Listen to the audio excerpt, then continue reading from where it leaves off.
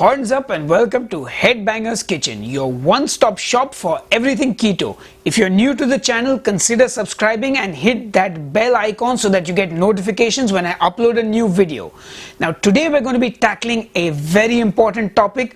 We're going to be talking about the question, why am I not losing weight on the keto diet? How do I break a stall on the keto diet? What am I doing wrong? If you are in that position, stick around and let's get to discussing this topic.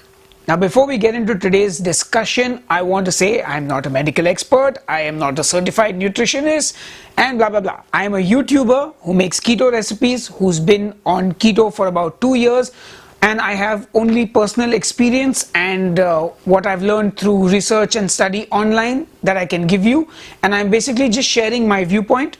Take it with a pinch of salt if you like. And yeah, let's get on with the show. Let's get on with the show.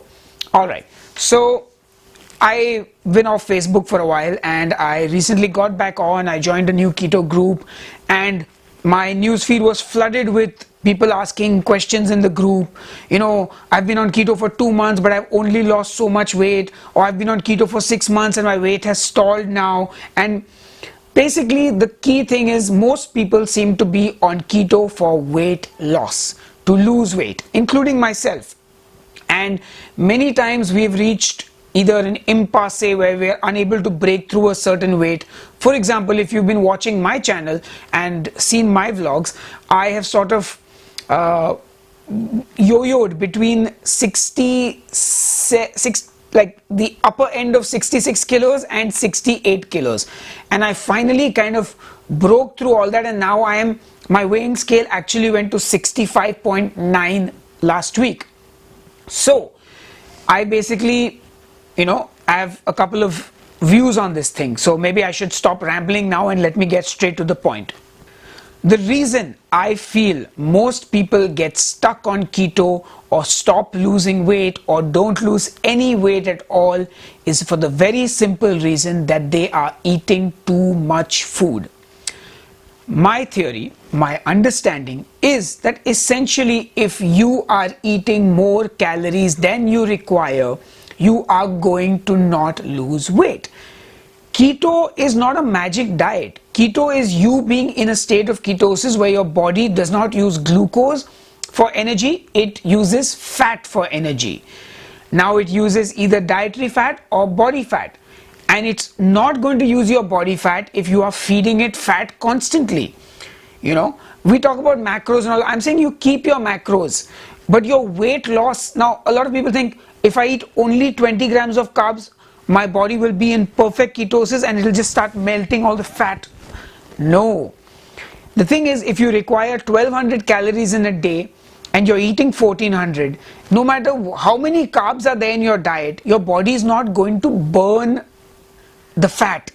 You could eat a ton of excess carbs in a day and kick your body out of ketosis, but if you are in a calorie deficit, your body will have to go to the carbs for energy, as opposed to if you eat more than your requirement, your body will store the carbs. Same way with fat. If you feed it more fat than it needs, maybe it does not store the fat, but you're not going to lose fat by giving it more fat than it needs. You will at some point have to either get rid of that fat or it will stay in your body, because that's the main thing. And a lot of people lose weight on keto in the initial stages, and I think that's because their body requires a lot more energy to work. So for example, if you are say 300 pounds or 150 kilos and you need to lose like 100 kgs, your body needs a certain amount of energy just to function when you're 150 kilos.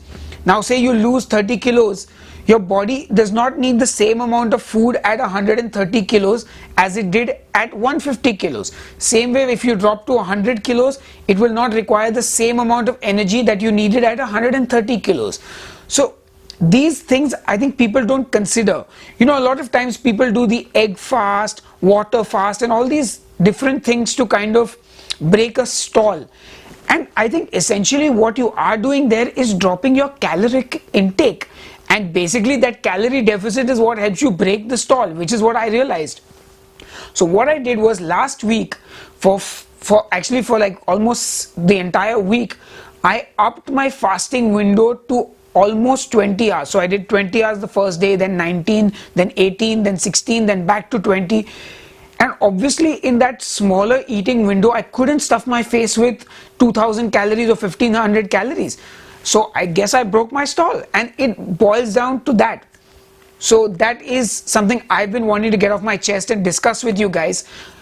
You know, you obviously have your own viewpoints, and there are a lot of things we can discuss further on this subject matter.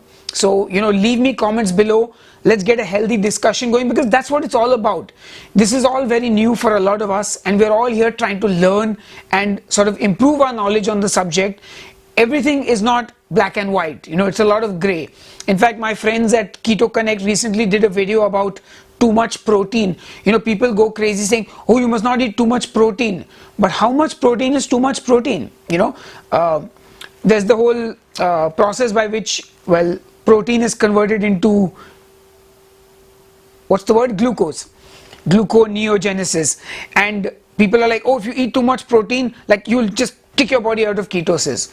Like, they said it in their video, and I'll say it here as well.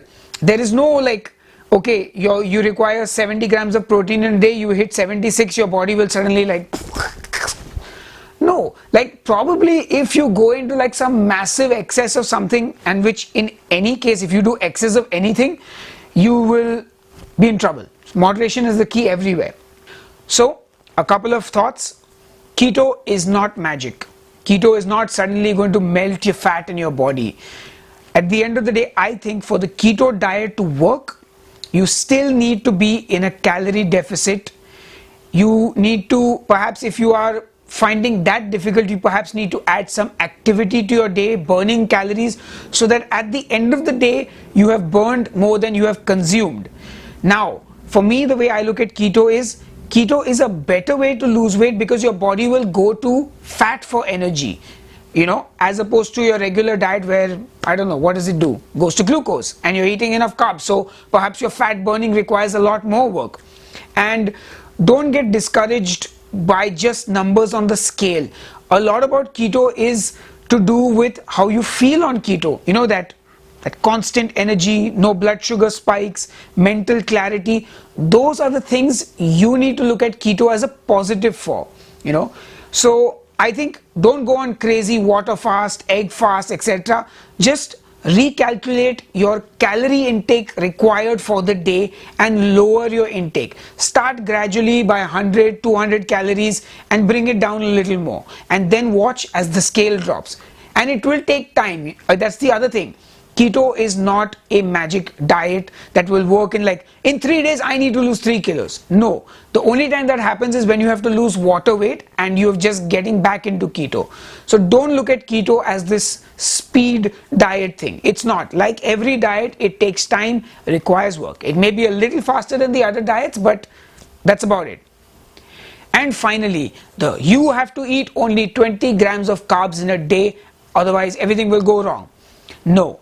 I've been telling this to people, you can eat almost up to 50-60 grams of carbs if your carbs are coming from low GI foods, which is largely your vegetables, and that has many benefits. You can check out Dr. Berg's channel where he talks about fatty liver and how vegetables are important.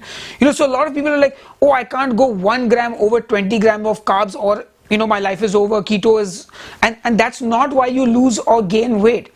Like I said, if you're eating a calorie deficit and your carbs are higher than your fats, that's not a big problem. Like, and when I say higher than your fats, I mean like it's still at a level where you are in ketosis. That's essentially what I mean. So these are all my thoughts. There was a little bit of jibber jabber. I may have been a little incoherent, or maybe a little, what's the word I'm looking for? A little heebie-jeebie. Maybe some heebie-jeebies. No, that's totally different. Oh, I'm totally killing it. Oh, awful, terrible. I wish I could cut and edit this, but I won't. Anyway, you guys get the idea. Those are my thoughts on the matter.